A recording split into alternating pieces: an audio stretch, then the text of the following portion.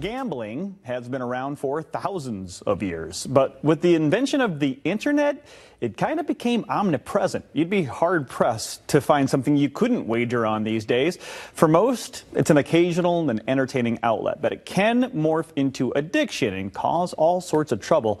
Leigh Moerdyke is a gambling disorder prevention specialist. She's right there joining us this morning with some important info. Good morning, Leigh. Yeah, good morning. Thanks for having me. Thanks for being here. Appreciate it. I was just talking to you a little bit before here about, I was considering making maybe a bet or two over the past weekend because you hear the commercials all the time. You hear them all the time, right. And it's really accessible now. And yeah, let's talk about that gambling and societal changes. I mean, it seemed like 30, 40 years ago, people weren't really open about, I'm going to put a bet on the game this weekend. Yeah, you know, the more we talk about it, the more we... well, it becomes normal. Yeah, it does. It's been normalized, right? Yep, the more accessible it is, right. it totally becomes normalized. And so really what's important then for us to know is what are our own limits, like how can we in a healthy way interact with it? Yeah, let's talk about the realities of a gambling disorder, okay, and what that looks like. People like to put a little extra on the game, make it a little invested into it, right? Yeah. But that can turn into something much worse. Absolutely. So it really interacts in our brain the same way as alcohol or other drugs or any other addiction that we might experience.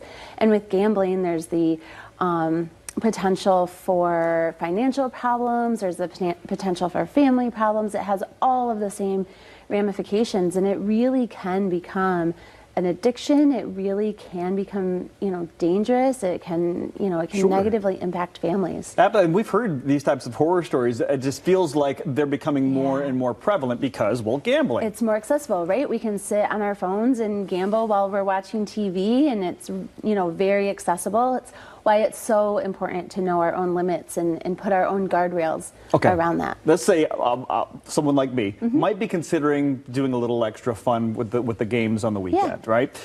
Where can I go to make sure that I am not going down the wrong path, to where I'm not seeing the signs of where something bad might happen? So we have a website, Stay Out of the Danger Zone. And just type that all out. It comes right up, and it gives some warning signs. It gives like a little quiz for you to take to just sort of do some self-reflection, like, might I have a problem? It gives, if you're a parent, it gives some talking tips. Oh my goodness, we didn't even talk about, I mean, the teenagers these days. Yep, about 15% of high schoolers have said that they have gambled in the past 30 days. So that's the past month. What, 15%? 15%. So that's more than you would think. More than you would think, especially knowing that it's illegal, right? Yeah. And so, and it is a self-report survey, so, there's a margin of error there. And so it's important that we talk to our kids about it and know how to get help and know how to see the warning signs. And all of that information is right there on Stay Out of the Danger Zone. Okay. Is this a site that you would go to if you feel you're having an issue, or is this a site you go to if you think someone else might be having an issue? Both sets of resources are on there. So if you think you have an issue, you can go right there. You can read through those questions. If you answer yes to, a couple of them, there's a button right there you can click and call to get help and get a referral. If you are a parent or you're a trusted adult for kids in your life, you can go there and get talking tips and get up-to-date information just to really know, like, what do I look for? What do I consider? What might I be able to say to make sure that our teens don't end up addicted to gambling? In the world of addiction, I think there's a lot of people who are like, well, there's two. I don't have a problem. Yep. Okay, but that's not a problem.